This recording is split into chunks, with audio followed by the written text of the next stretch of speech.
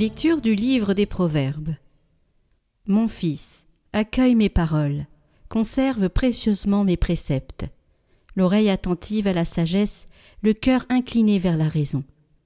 Oui, si tu fais appel à l'intelligence, si tu invoques la raison, si tu la recherches comme l'argent, si tu creuses comme un chercheur de trésors, alors tu comprendras la crainte du Seigneur. Tu découvriras la connaissance de Dieu. Car c'est le Seigneur qui donne la sagesse, connaissance et raison sortent de sa bouche. Il réserve aux hommes droit la réussite. Pour qui marche dans l'intégrité, il est un bouclier, gardien des sentiers du droit, veillant sur le chemin de ses fidèles. Alors tu comprendras la justice, le jugement, la droiture, seul sentier qui mène au bonheur.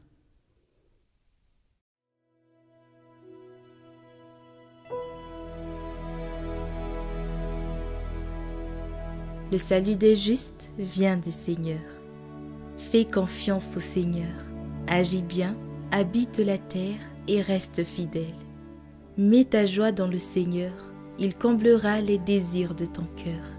Il connaît les jours de l'homme intègre qui recevra un héritage impérissable.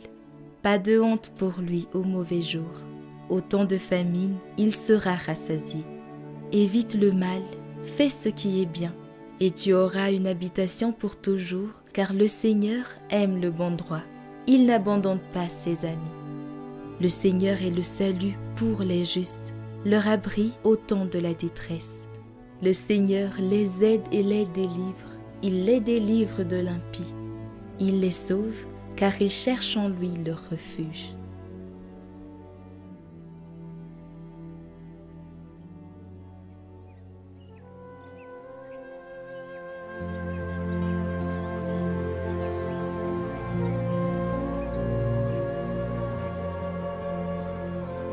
Évangile de Jésus-Christ selon saint Matthieu.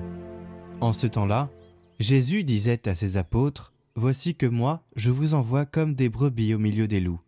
Soyez donc prudents comme les serpents et candides comme les colombes. Méfiez-vous des hommes, ils vous livreront aux tribunaux et vous flagelleront dans leurs synagogues. Vous serez conduits devant des gouverneurs et des rois à cause de moi. Il y aura là un témoignage pour eux et pour les païens. Quand on vous livrera, ne vous inquiétez pas de savoir ce que vous direz, ni comment vous le direz.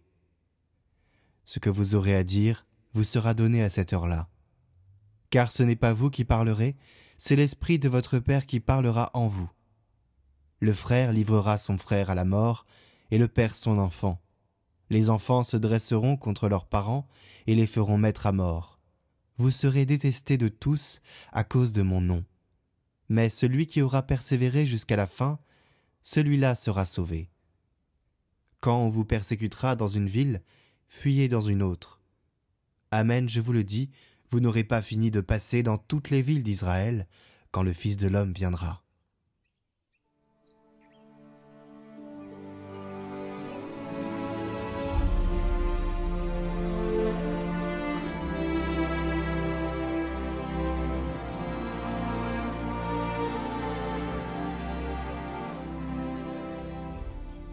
Il y a des larmes qui sauvent plus que des batailles. Dans la première lecture, Jacob retrouve Joseph, il pleure. Pourquoi ? Pourquoi il pleure ? Parce qu'un fils que l'on croyait mort est vivant. Voilà toute la foi chrétienne. Apprendre à espérer même quand tout semble enterré. Et Dieu qui connaît le fond de ton cœur ne t'abandonne pas dans l'exil. Il t'y travaille, le désert, l'attente, les années d'incompréhension, c'est là que Dieu forge des saints. Jacob n'a pas combattu pour récupérer Joseph, il a attendu et Dieu a agi. Mais quand on te frappera, que feras-tu ? Jésus dit « On vous livrera aux synagogues ». Ce n'est pas une erreur, c'est un avertissement. À l'époque, la synagogue, c'était le cœur du pouvoir religieux juif. Aujourd'hui, ce sont les plateaux télé, les tribunaux, les comités de censure. C'est là qu'on jugera ta foi. Et non, Jésus ne te demande pas de rendre coup pour coup, il te demande de parler, ou plutôt de laisser l'esprit parler en toi. Pas de révolte, pas de fuite facile, résister, oui, comme un agneau debout au milieu des loups. Ne baisse pas les bras, ne baisse pas la tête, persévère, ton silence fidèle, en dira plus que 1000 cris de colère.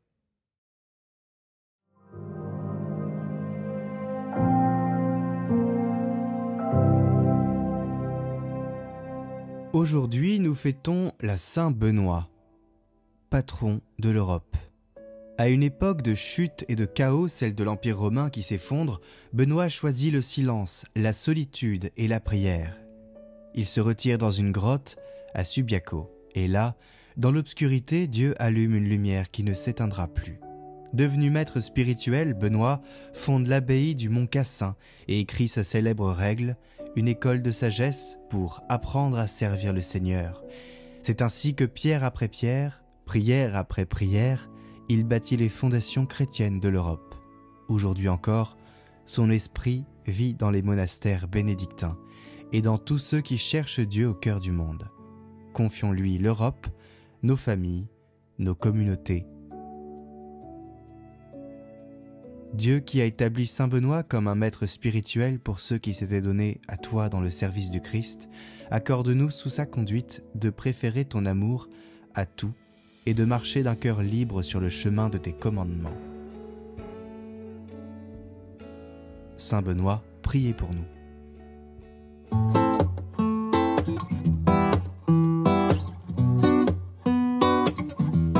Sauve ton peuple, accorde ta grâce, nous chanterons ta miséricorde. Sauve ton peuple, accorde ta grâce, alléluia, alléluia. Bienheureux ceux qui prient et qui pleurent, ton amour vient consoler leur cœur. Bienheureux les petits et les pauvres, le royaume des cieux est à eux. Bienheureux ceux qui prient et qui pleurent, ton amour vient consoler leur cœur. Bienheureux les petits et les pauvres, le royaume des cieux est à eux. Sauve ton peuple, accorde ta grâce, nous chanterons ta miséricorde. Sauve ton peuple, accorde ta grâce, alléluia, alléluia. Pour ceux qui ont soif de justice, ils seront abreuvés de l'esprit. Bienheureux sont les cœurs doux, les cœurs purs, ils auront ta terre en héritage. Heureux ceux qui ont soif de justice, ils seront abreuvés de l'esprit. Bienheureux sont les cœurs doux, les cœurs purs, ils auront ta terre en héritage.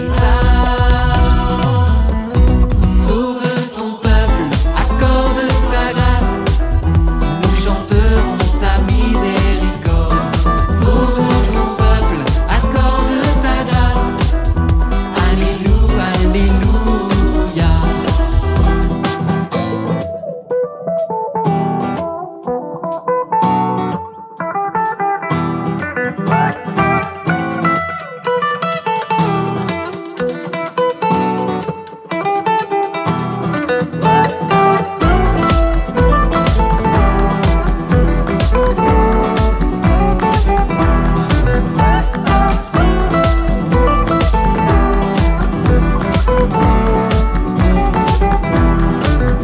Bienheureux sont les artisans de paix, ils seront appelés fils de Dieu.